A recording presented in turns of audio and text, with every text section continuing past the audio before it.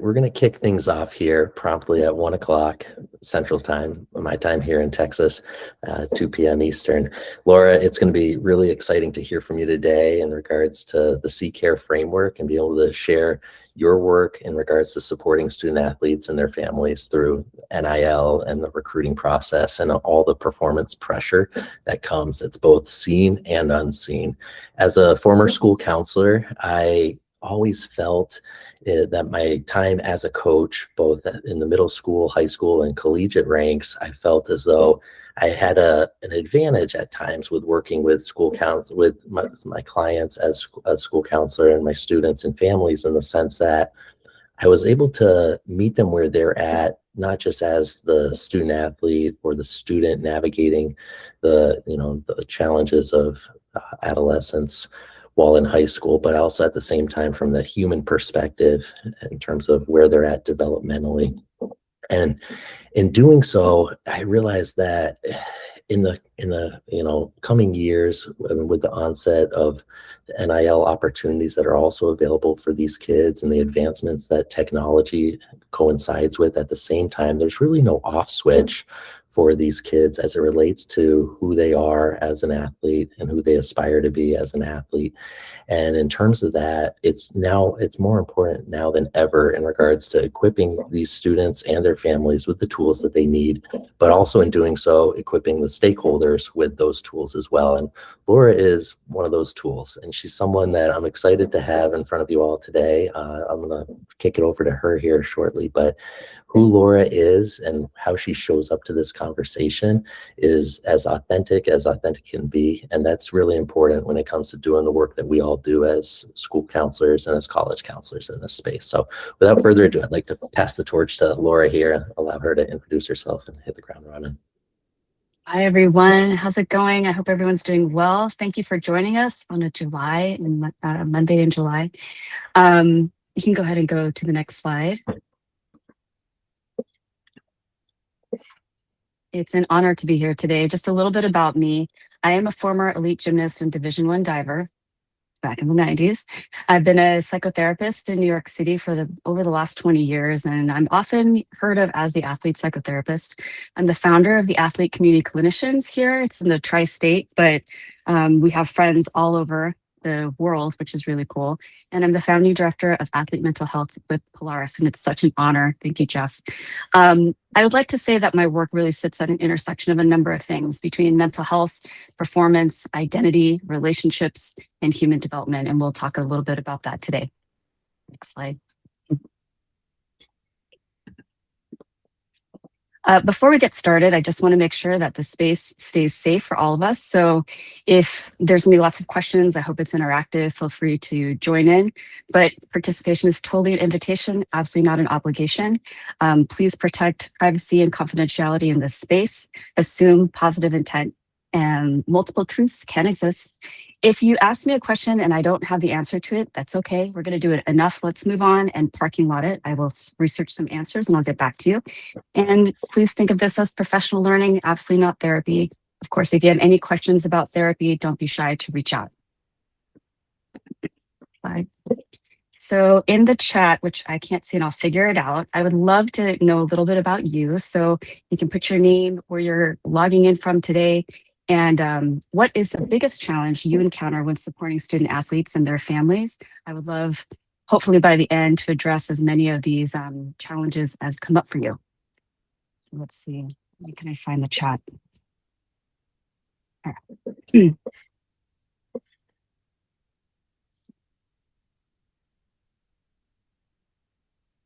Maybe Jeff, if you can help me with the messages, because I don't really see if I see all of it. Let's see here.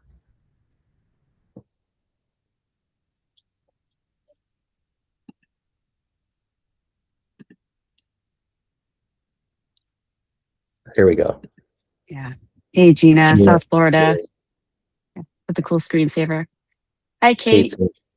Toledo. Kate's biggest challenge is establishing clear and direct communications with students and families. Perfect.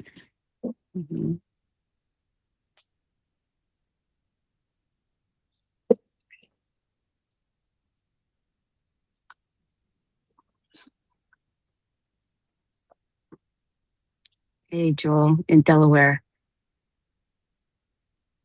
Alyssa in Minneapolis. Awesome.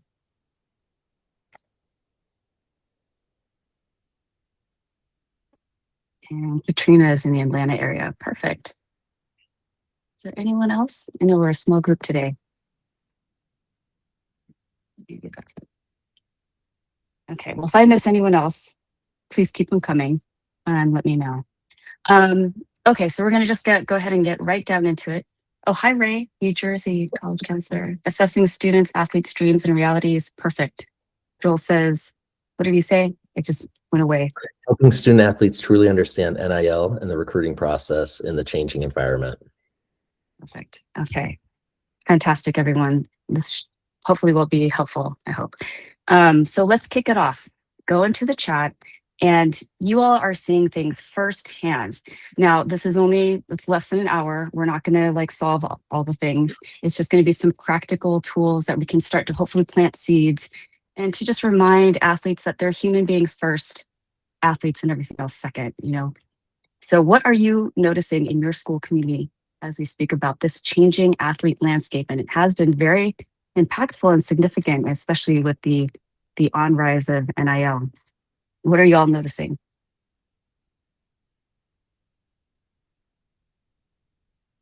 If you want to come off of mute as well, you're welcome to do that as well. You don't have to put in the chat. Some sports are hiring athletic recruiters. Yep, very true. Athletes transferring schools to chase NIL dreams. Oh my gosh, yes. And that trickles down right on through high school, down into the middle school ranks even. That's from some of the conversations that I've been having. Yeah, totally. I mean, I have a parent to athletes as well. I have a basketball player who's barely even 12, not even 12. And they're already saying things like, you should start his portfolio from 13 and on. It's crazy. Like, let him be a kid first. Kate says, yeah, serving them well. Yes. In addition to this, Kate, I just want to add, we see the sort of the corporate hold and the talons getting into what essentially used to be, you know, amateur sports, and saying that this is going to be a direct line to pro. And we're seeing this shift of pressure on families to make it pro. Gina, childhood matters. Yes, well said. Thank you so much. Anyone have anything else that they're noticing in this changing landscape? I think if I could just interject, coming off of Please. COVID, parents have a different relationship with school as well. There's a different approach that they're coming to the table with, having had that learning from home experience. So they're not necessarily afraid to make a switch and pivot and ship and go in a different direction. And I think a lot is to be said coming out of the pandemic, and what that experience has created in regards to their outlook as it relates to this. And of course, that is so often being driven by athletic opportunities. That's right. You know, and like the economy is getting rough. People need help being able to pay for school. So we're seeing more pressure. If your kid has a little bit of talent and you get a lot of people saying, oh, there's a hope, there's a chance, then people are hoping for it. Understandably so. Ray says family money, resources, and expecting D1 outcomes at the expense of normal family. Absolutely. Exactly. Thank you all for sharing. Keep them coming in the chat. Don't be shy. Go ahead and next slide. Okay, so you are all spot on. Recruiting is starting earlier. We hear this year-round competition. There's social media visibility, increased financial investment, NIL opportunities, higher expectations. Everybody, y'all spot on. Next slide. Janelle says, high school participation declining. I missed the rest of that. Sorry. Opting out for travel. Yeah, exactly. You know, the school versus the AAU, for instance, in the basketball here in New York City. And what hasn't changed, which you've already said, Gina said it spot on, childhood still matters. Student athletes are still adolescents. Even if we're going into young adulthood, we know that the average human brain doesn't completely develop until 25. So we're still developing young self-esteem, young development, young minds. Absolutely. Next slide. Gina says, coach-athlete relationships are very valuable and help develop leaders. 100%. Not just competitors. Yes, adolescent and young adult athletes still need identity development, relationships, rest, nourishment, hydration, exploration, emotional support, space to make mistakes, game theory, and just learning how to be a good teammate. Next slide. Okay, so your thoughts. Where do you see the greatest tension between athlete development and human development? What are y'all noticing? Mhm. There's a threshold, and there's a threshold that when that threshold is crossed, the good that can come of athlete development is then the detriment at the detriment of the human development side of this conversation. And I feel as though that threshold is being crossed earlier, just as a result of the shift that we're seeing in real time and what that ecosystem looks like throughout youth sports. Yeah. Yeah. Kate says, one is largely public with lots of public commentary. It's focused on, sorry, it keeps going away.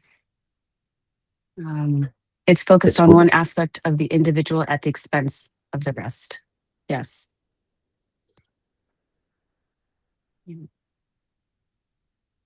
Yeah, it's really interesting, especially with social media. I think that we're getting to the encouragement as to the recommendation, especially for NILs, to show for progress. So you have people who are putting themselves onto social media at earlier ages, showing their quote unquote progress. But if they don't get the deals, how that impacts self-esteem. Gina says the young athletes are approaching themselves as a brand 100% rather than team building and growth. Right. That we are now commodities. And not for nothing that just going to really quickly touch upon history, which if we look at the history of sports, which, hey, y'all, it's rooted in warfare. The first athletes were soldiers and very wealthy people. Throughout the years, and you see things like gladiators, and you see consumerism, you see historical unification or like country unification under the guise of sports. It's not a bad thing, but we can also see this consumerism, the like sort of bloodthirst when it comes with audiences, and it just every bit sort of takes the notch down on being considered human. So we're up against millennia of sports, and like we're talking about generational trauma when it comes to sports. And as I've told Jeff, and I tell everybody, that when we think of sports, it's kind of like this giant iceberg. And when we're trying to introduce things like compassion, care, trauma-informed care, we want to think of relationships or child development. It's really like scraping that iceberg with a tablespoon. So what Polaris is doing, what Jeff is doing, what we're all trying to do and what you're all are here for is you're noticing that we need to build a different iceberg. We need to build one of compassion and care and love in ways that it's unprecedented in sports. We might see it in the moving stories of 30 for 30 or things like that, but it really has been, did you have a good family? Did you have a good relationship with the environment around you? I missed that, see. Perfectionism is on the rise. Yes. Mm-hmm. And Janelle says pursuit of athletic development is stunting human development and social development. 100%. Next slide. That's that threshold. Yeah. Yeah. So please feel free to add in what makes these conversations particularly difficult. These are some of the feedback that I've gotten from other people where counselors can feel stuck supporting goals, trying to protect well-being, respecting family values, responding to distress, navigating all these multiple stakeholders. Just how do we deal with athletes? How do we deal with families and coaches and schools and all these recruiting organizations? Sorry. Anything, what makes these conversations particularly difficult for y'all? What's coming up for you?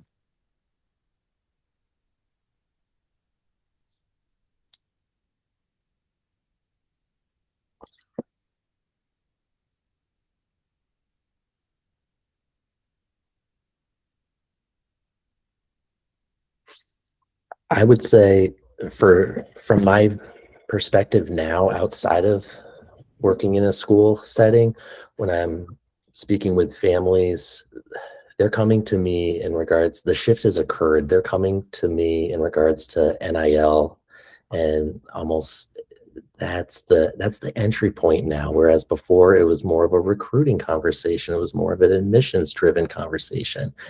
It's almost, it's shifted to be more transactional in that of looking for that return on their investment.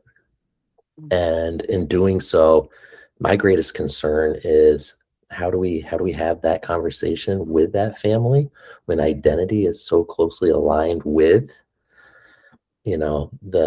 that child, who they are, as coming up through most cases here in Texas anyways, they started in that sport at age 3 or 4. And Yeah. now that they're coming to the other end of that pipeline, there's expectations for them to meet. And the weight of that is just unprecedented given the shift and the new landscape that they're navigating. Yeah. I would also interject that one of the things that we're seeing, and I coach an individual sport, we are seeing that comparison is so prevalent, and parents are speaking to other parents, and then they're kind of, the landscape is about what somebody else's recruiting process is about, and less is about the student and the dreams post athletic career. And one of the things that I have tried to always share, even when it was my own children as the athletes, is your sport is a key to unlock a door. It is not the full package of what you need to have to walk through the door. And I'm finding and seeing that because parents are speaking too much, so much pressure is coming down on the kids, and then they don't know if it's what they want versus what their parents want. So I'm seeing a little bit more of that mental health stressor for a lot of the athletes. And I'm seeing that across sports because as a consultant for college, I work with athletes from different sports, but I also coach a sport. So it's it's kind of like a different lens shift. But I would say ultimately, I feel like it's comparison, what they think, one person is getting compared to another. And the D1 aim is just so surreal to me that there might be better opportunities for these young, athletes to participate and be relevant to the program in a D2 or a D3 or an NAIA, but they're not really thinking about it because it doesn't have that D1 prestige. Yeah. Oh my gosh. Absolutely. Even in programs like, for example, gymnastics has what's called a JO track, the Junior Olympic track that's supposed to lead to the Olympics. But they also have what's called an Excel track, which is supposed to be like gymnastics for fun that's competitive. Nobody wants to go to the Excel track. Because why? Because it doesn't have the JO feel. Why wouldn't you want to be an Olympian kind of feel? So to that point, very, very good. And I will add, if I can piggyback, families were entering into these sports worlds. These are communities, a sense of belonging, a sense of, this is what we do. And this is what Ray is pointing out, which is so perfect. And yet many parents see travel teams as a must and cite family time as the drive to and from competitions that we're spending Mother's Day, holidays, Father's Day at games or competitions. And that's supposed to be sort of family time. Thank you all for sharing that. So as you can see, underneath all of this, we're seeing that families are often asking things like, what school are they going, what team, which offer, what opportunity, what path? But underneath all these questions, we know that there's other bigger concerns. Who am I if this doesn't work out? Am I enough? Will I disappoint people? Will I disappoint my parents? Will I disappoint my coach? Will I lose my opportunity if I do X, Y, and Z? What if I don't actually really like this? But then am I going to lose someone's love? Is my worth tied to my performance? Now, this is what we're looking at today. Next slide. Okay. So all of this to say, are these inherently bad opportunities? No. Like the opportunity to have your school paid for is an amazing opportunity. For myself, my personal experience, I always say that gymnastics was my love, diving saved my life. I ended up having to retire from gymnastics because of basically overtraining and injuries that came from very abusive coaching and overtraining. Diving became this place that was a structure. I didn't choose it. I didn't really care for it, but I had an amazing team. I had amazing coaches. I learned so many wonderful things, and it kept me structured. And as an athlete, just as a young person, we know we need these structures. So to be able to do a sport really well enough to get a D1 scholarship, I'm so grateful to UCLA for giving me that opportunity. And I'm grateful to my family and friends for all these things, but my heart, I will always say, wasn't really into it. So when I work with athletes today and work with families today, and they're always asking like how can I build my confidence, or how can I do this? And I do tell people I can always help you learn how to do something. We can breathe, we can meditate, we can do all these things. But that sense of worth, that feeling of connection, true connection, that requires more than just a little bit of breathing and meditation and stuff. And so this is why I really like C-Care. It's tangible, it's tactile, we can use it right now, walking out of today. And all it is really just introducing a little bit of humanity back into all of this chaos right now. So C-Care, I don't know if anyone has anyone heard, if you want to use a hand, or has anyone not heard of C-Care before? Is this new for them completely? Let's see who knows and who doesn't.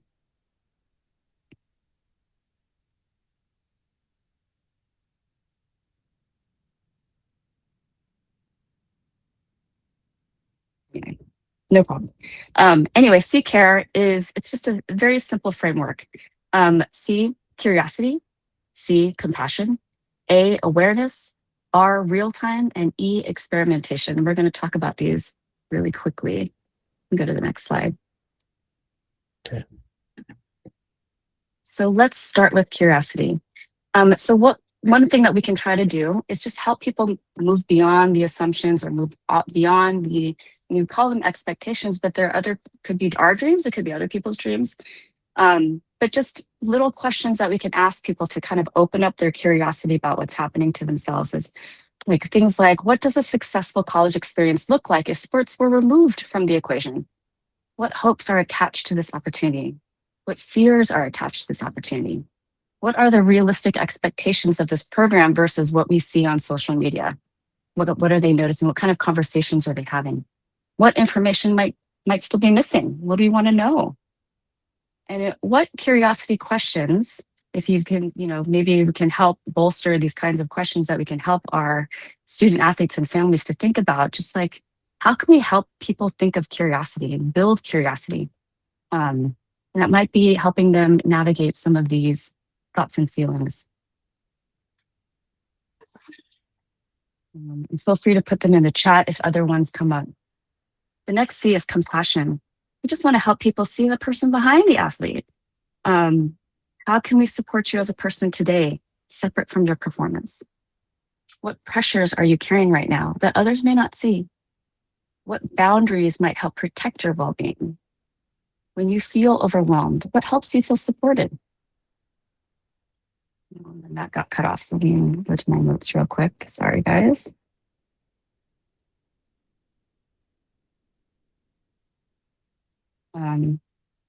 Where do you see the greatest pressure showing up for student athletes today when it comes to just thinking of themselves in a compassionate way?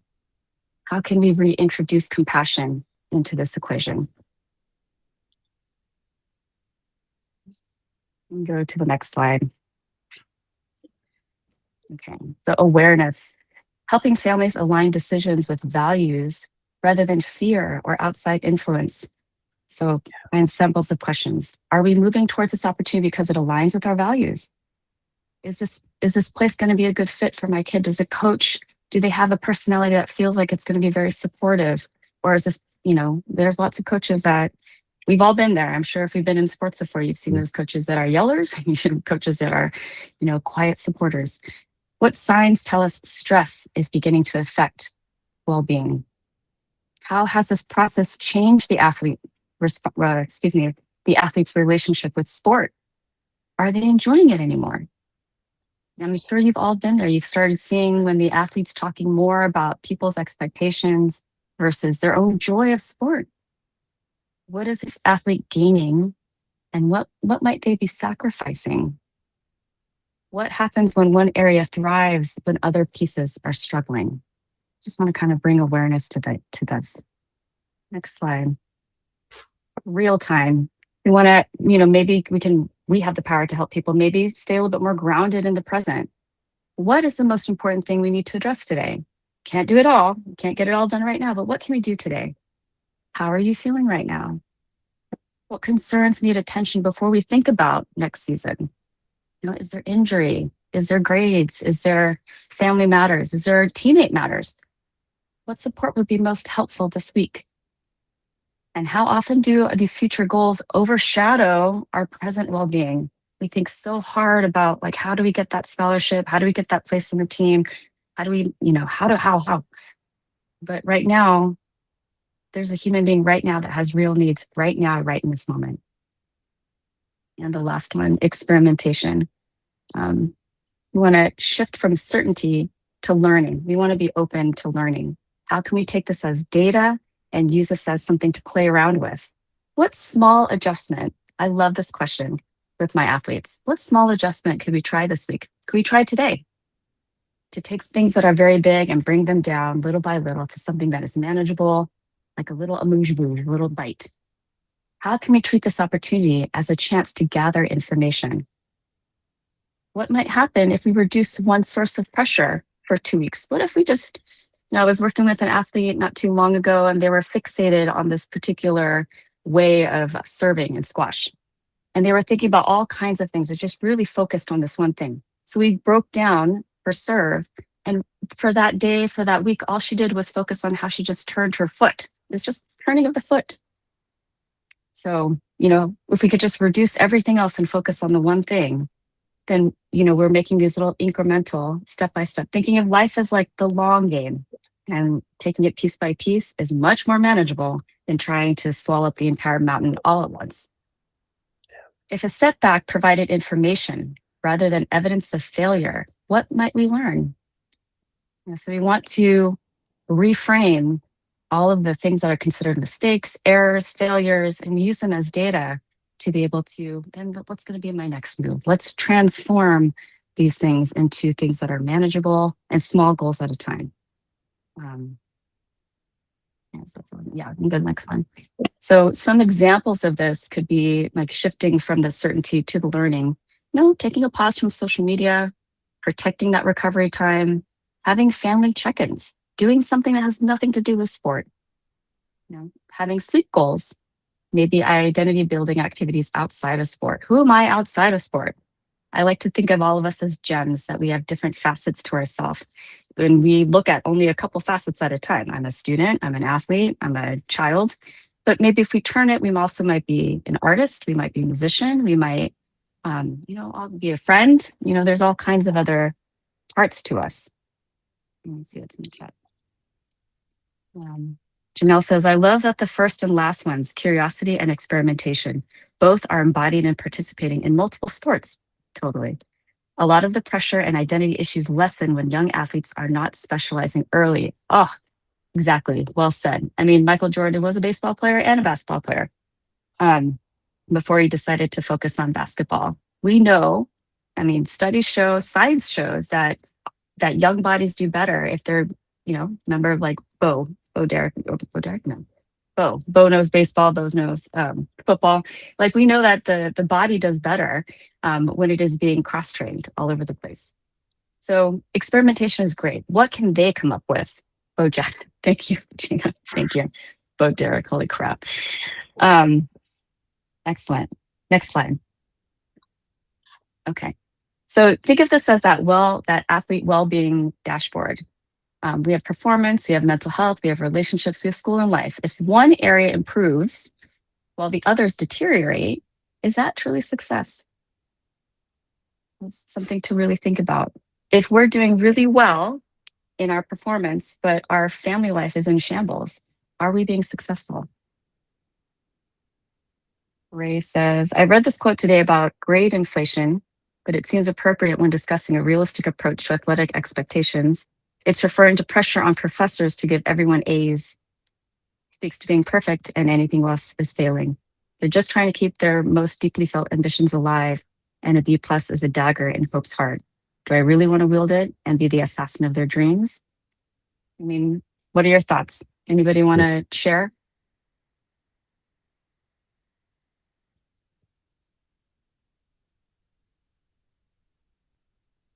Yeah. You know, as a high school counselor and coach, I used to do a presentation about the Division One basketball schools. At the time, there were like 365 of them. And then I talked about how many high school athletes are going to go and make one of those teams, because there's only maybe 2 spots, 3 spots, 4 spots. So do the math. Let's give it 4. 4 times 365 is X. I taught history before I was a counselor. So you guys can do the math, but, and because schools are now recruiting internationally, that's not a bubble burster. It's a reality check.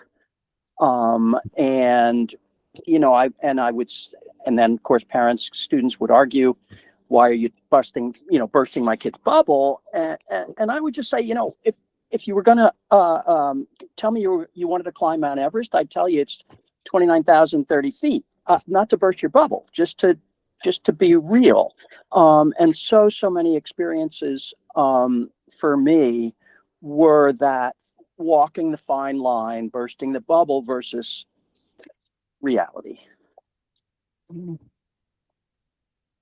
And I know that every situation is going to be different. Every situation is absolutely going to be different, but all we can do is give information, give what we know, and help people make their own decisions to the best of their ability. You know, we can only give information and see what happens. Because that's very true. I know myself, I can only use myself. When I got into UCLA, I was still 17 years old. I had a very young birthday. So I walked in at 17. Mentally, I was not prepared to go to UCLA at 17 years old. When I walked into a school of 32,000 people on campus at any given time, it was incredibly overwhelming. And I grew up in Los Angeles, but it was the pace, and then to be in collegiate athletics. I mean, we spent most of winter in season. So UCLA, for example, is a quarter system. You have 10 weeks. 3 of those weeks, I would be at some meet somewhere and hoping to make friends in a class that might be able to share notes. Even with the tutoring, even with the supportive stuff that they sort of give, I fell behind and I struggled. And nobody was there to sort of like, let's talk through it, let's work through it. The support, the expectation was, well, that's your fault. That's your problem. You might be an athlete, but this is the expectation. So I think empowering people with real-time information. I mean, there's nothing you can do to change their mind if they're set, but all we can do is set expectation as best as we can. This is what we know. This is how it is. And then we'll see. That being said, looking back, it was actually important for me to struggle. Part of my story and part of sort of growing up and growing into was also failing. I didn't fail any classes. I think I got C's. Like that winter course was not great. I think I got all C's, and I was able to come back. But what it took was, I kind of looked around and was like, gosh, I'm really struggling here, and I've got to try something different. That was my mindset. Now that came from me. So for some people, it might be you all that are going to support someone to be like, let's think of this in a different way. How can we think of this in a different way? And so failing is, again, it's not failing, it's data. And I think that's really important, is that when we set expectation, even if it doesn't work out, we take that as data. And then we know that the best lessons in life are learned when we struggle, when we grapple. And what I love about all of this stuff and what you all are doing now out there in the real world is that we're helping people grapple. And as long as they're asking questions of themselves and we're helping them think of different questions that they could see things with different parts of them, turning that gem, seeing the other facets of themselves, then we hope that what they do is what what I'm hearing here already is that we hope that it's not just about sports in the end, but it's about human development. It's about growth. It's about, 15, 20 years later, they are using their athlete mentality to run businesses, raise their families, be a good neighbor. That this is not just about this moment. And we can share that with them. Yeah. We have this opportunity to be like, it's not just about today. This is stuff for real life. This is the long game. And that is what's called a mastery development mindset, is that right now, all of this, the pressure to get the college scholarship or to get the spot on the team, it's very, very, it's like a short-term thing, but we want to extend it beyond. And that is what we have I think you all have a beautiful, unique opportunity to introduce and plant these seeds that even when times get tough, because times are going to get tough, injury is going to happen, someone's not going to get playing time, they're going to go in the transfer portal, it may or may not work, but it's going to extend far beyond the immediacy of their careers. Gina says, the sooner our student athletes experience the benefit of the B+, the sooner they realize being perfect is an illusion. Chef's kiss. Janelle says, I tell my clients in the weight room and in life, you get stronger when you lift heavy weight. Hashtag build capacity. I love that. Yeah.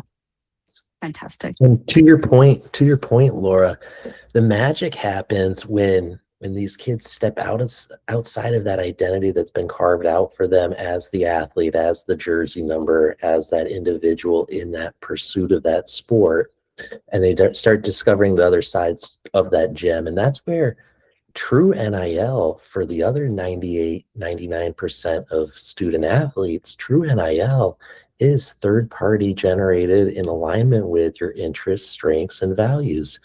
So when we set the revenue sharing, side of NIL, when we set that aside and we focus on who we are and those entrepreneurial opportunities in alignment with those interests and strengths and aptitudes in pursuit of those aspirations outside of sport, that's where the magic happens. And that's the work that we've always been doing as school and as college counselors. So it really aligns with this, and it's that vehicle to really drive the self-discovery and the reflective work for these kids. And to the CCARE framework, it's exceptionally aligned with true NIL in regards to who these individuals are outside of athletics in that sense. So my wheels are spinning, of course, as I'm sitting here, because it's such an opportunity and a privilege that we have as educators to be able to put something like this in front of them and meet that moment. Yeah, 100%. Next slide. Okay, so we're going to do a case study actually together. I hope it didn't cut off at the bottom. Let me see. I'm nervous about it. Perfect. Okay. So I'm going to read this, and then we're going to go to the next slide. And then I would love to hear your thoughts about how we can use CCARE with Jordan. So Jordan is a 15-year-old honor student and basketball player playing for both school and AAU teams. Jordan tells you that their teacher encouraged them to speak with you because they have not felt themselves lately. They've at times been so tired they've fallen asleep in class. Other times they felt so distracted. Jordan shares that they've felt more anxious lately, that they haven't been sleeping well, and they've not been really spending time with their friends. They don't know why they feel that way. When you ask them how basketball is going, Jordan tells you that basketball has been really, really busy, maybe even overwhelming. Their parents frequently want to talk about scholarships and NIL opportunities. Jordan feels nervous about it all. Next slide. So I know it's just very vague information, but say Jordan shows up in your office. What are you curious about? Where is compassion needed? What awareness concerns stand out? What requires attention right now? I think we're missing one more at the bottom. And the last question is, what experiments might you suggest? If you need to go back, if you want to think about just the CCARE model and then think about Jordan, what are some things people would do? Gina says, perfect example of overtraining and sports life misalignment. Jordan needs something fun, not related to school or sports. Yep. What else?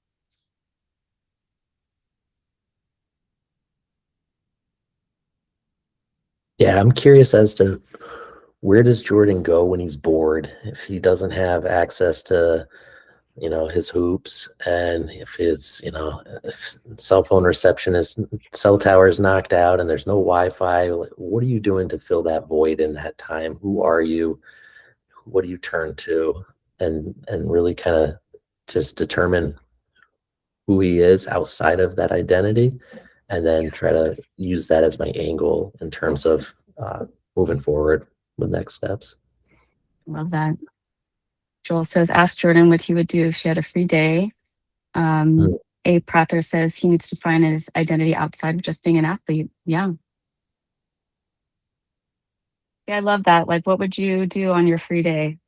Something that's like very concrete, very easy to think about, and doesn't just necessarily bring up a lot of emotions and feelings right off the bat that might feel too heavy right off the get-go. But, a nice intro in are just things that feel more concrete and tangible, and then, move into emotions later. Gina says, I'd also ask Jordan, what is one thing they truly enjoy? What ways does Jordan serve the community? Absolutely. We know that athletes do really well giving back. Everybody, any human being feels well when they give back to community. A really great opportunity to be able to feel better. Anything else?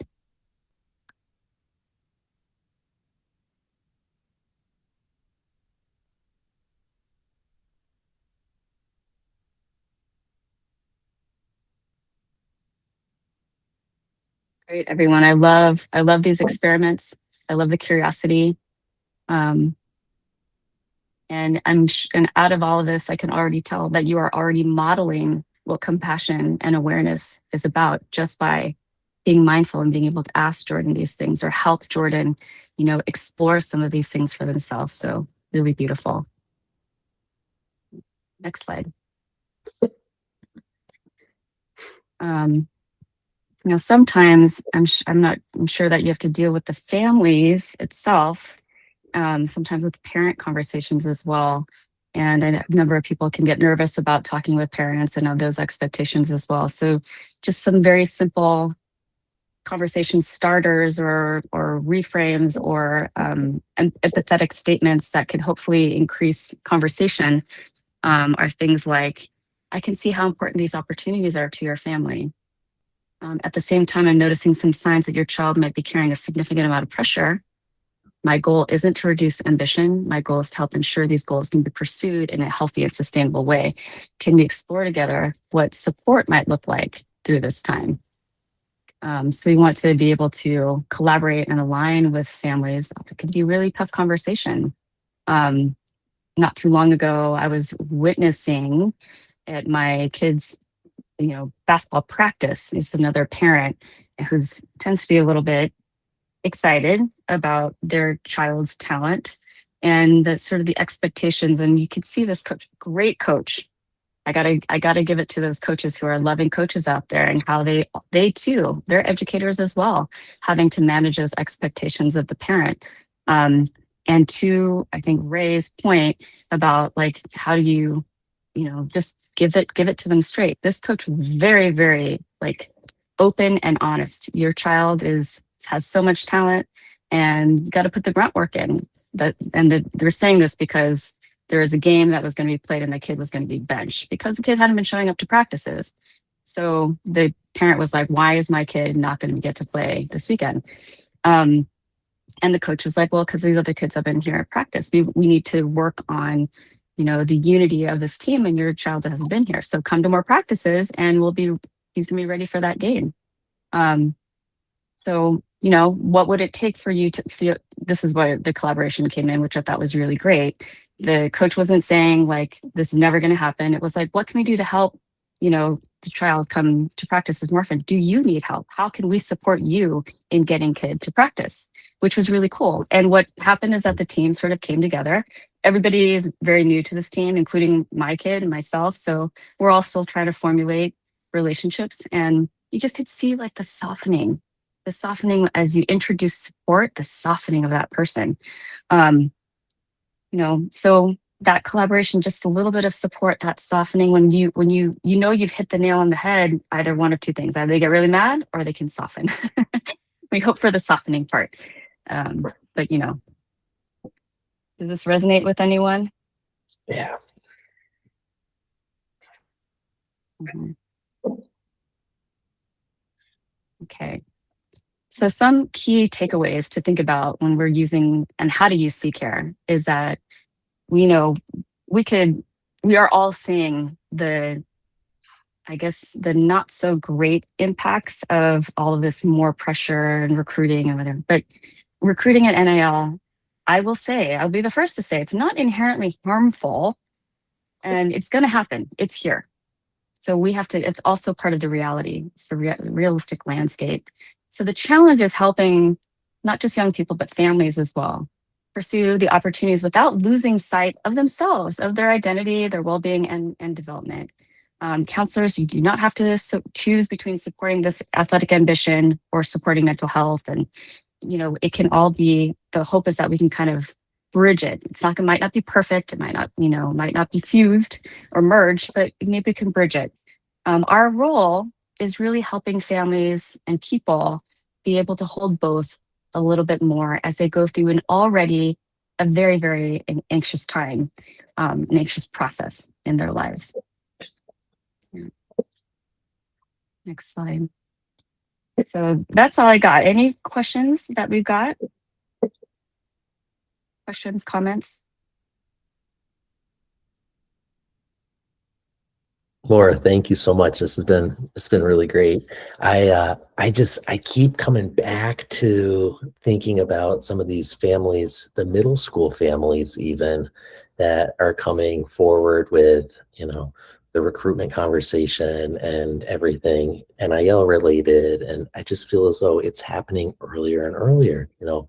One of our directors, Bill Carter, he works specifically, one of his big clients is Little League International in terms of setting up their NIL education and their policies and everything along those lines. So it's trickling down right on through youth sports as we speak. How do we frame that discussion for families of middle schoolers and even younger in terms of what we're seeing in real time, whether it be siblings or direct individuals that are parents that are coming forward to us as educators and as counselors in these seats? Mm-hmm. It's a really good question. Everyone's going to be different, but first and foremost, I always start with the relationship. The goal is to build relationships. If we have families that are coming to us and we're introducing, especially from this version of how can we help them be curious and compassionate and aware, and experiment with everything, that's all this information that they're getting, and they're getting bombarded with it. So the basic thing is how are you doing? Just bring it back to being human. It's a good start. Yeah. It's much easier to work with people when they know you, when they know that they can turn to you. And all of you are here because you're big-hearted, loving human beings that are already out there. I hear coaches and counselors in this room right now. And you're working with people who are very there's a lot of heart. I mean, I even know for myself with my kid, if he says he wants to go to basketball and he loves it, I mean, he said the other day, can we look at high schools for basketball? He's already in a school system that's pretty good. I was like, I don't have to worry about him getting into high schools. For New York City, everybody, by the way, you have to apply for high schools and hope you get in. It's a little bit it almost feels like you're applying for colleges in New York City. And my kid now wants to apply and try his hand at a school that focuses on sports. Now, I have all kinds of thoughts and feelings about those things, but what am I going to do? If he wants to do it, then I have to support him. But we have to have this conversation. We have to have a conversation about, okay, let's think about what would it take? How would you feel? How do you imagine that high school to look like? How would you imagine it to be like? And I'm hearing what he wants. I'm hearing what his dream is in all of this. And then you kind of go from there. I'm sorry. So having that relationship first, understanding what people's dreams are, where are they coming from, And then being able to, let's talk about expectations. Let's talk about what it takes to get there. How does that feel for you? I told my son, I said, okay, tell me about some of the schools that you're looking at. And he shared some of them are really expensive. Some of them are really hard to get into, as far as like you have to try out for the team. And some of the kids that we know that have gotten into them, they're exceptional athletes. Is my kid an exceptional athlete? Maybe. I mean, he's 12. Like, pump the brakes. Yeah. But because that's in his mind, I know now that I have to manage expectations and see, as a parent, how much can I support? What is my support supposed to look like? Sometimes he wants me to be a parent. Sometimes he doesn't want me to be asking anything at all. How much do I, get connected with the coach and talk about these things? How much do I stay out of it? How much do I have to let him just go in and figure it out and stand with my hands underneath my lap, zipping my mouth shut? And then how much do I have to support? I think all of us here, we have this unique ability to support people wherever they're at, start where our clients are at, so to speak, start where the families are at, start where the athletes are at, and then support them along the way. So much of it is just bearing witness and then giving information as it is available to us. And whatever decisions that they make, that we support them in it. Because, whether or not he gets into the high school, for instance, of his dreams or not, the underlying message, at least on my part, is I love you anyway. You're a great human being anyway.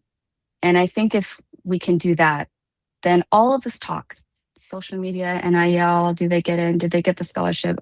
I think in the end, I mean, when I think back to my time of being recruited, and I didn't have to worry about NIL in the 90s.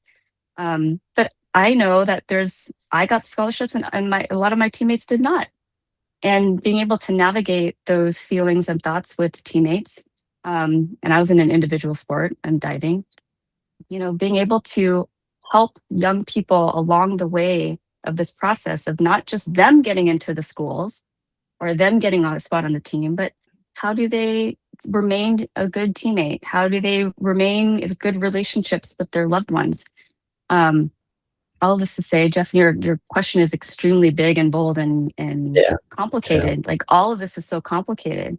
But at the end of the day, we're seeing those realms that we saw. We saw performance, we saw relationships, we saw school and life, and there's so much to navigate.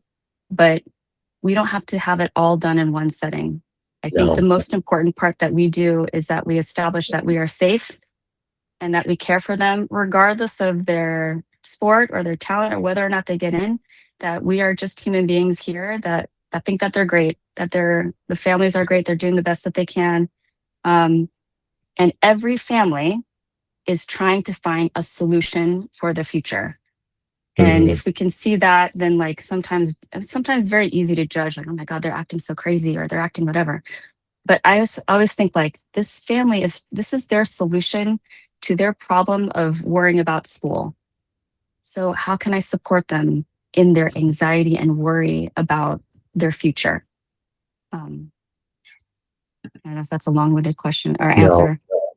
Janelle, to your point, yeah, you're spot on. It absolutely feels like, there's easier access to misinformation about NIL than factual for parents. And that's really at the core of our mission in regards to meeting this moment as educators, as clinicians, as school counselors and college counselors, to really like push in and put those resources in front of students and families, because they're excited for that information. It's just, what information are they, what are they getting for information? So that's really at the core of our mission in regards to building our platform for Polaris Athlete and trying to get it out the door as affordable as possible for as many student athletes to just have access to. And because that's going to truly equalize the playing field for these students and families, because our greatest fear is that fear of missing out that families have when it comes to all things athletic recruiting and NIL related.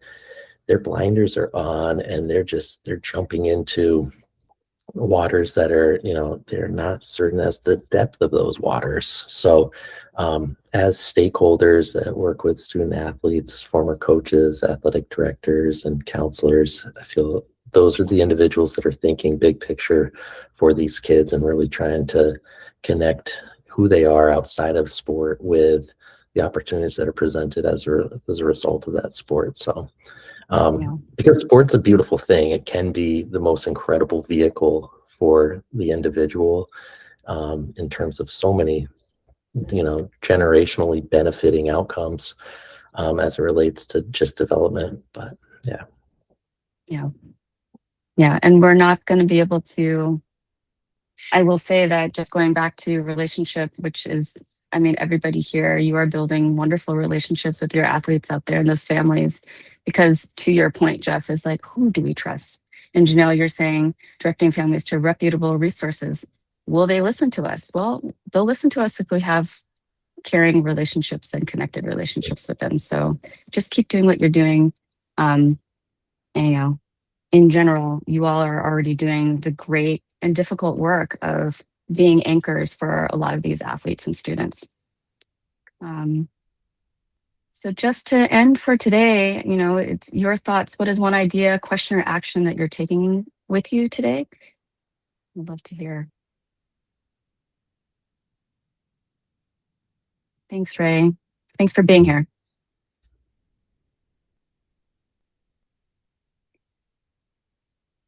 I think curiosity and experimentation, the magic, it truly happens when kids feel as though they have a safety net to be curious, to experiment, to lean into that experiential learning opportunity. I see this extending so much further than, just than that of them as an athlete in that case. And I feel like that's going to be an incredible catalyst for a lot of amazing things to come.